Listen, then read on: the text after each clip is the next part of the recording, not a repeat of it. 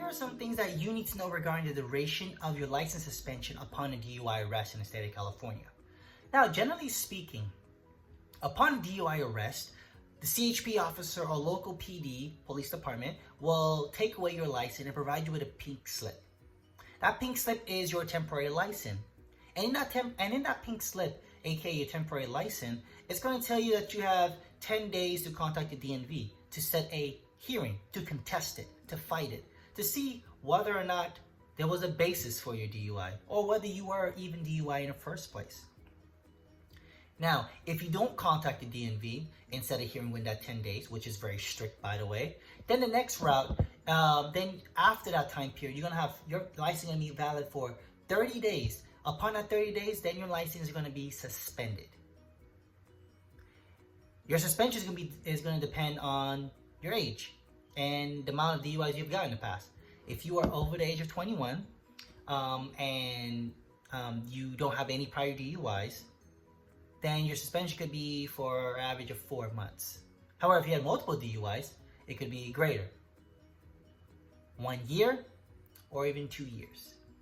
Now, if you're under the age of 21, if you have any alcohol in your system and you don't contest it, then you're facing a minimum license suspension of up to 1 year. However, there are an exception. They call it a critical need exception. If you qualify for the critical need exception, then technically you may be able to still drive during that time period of your license being suspended on certain circumstances.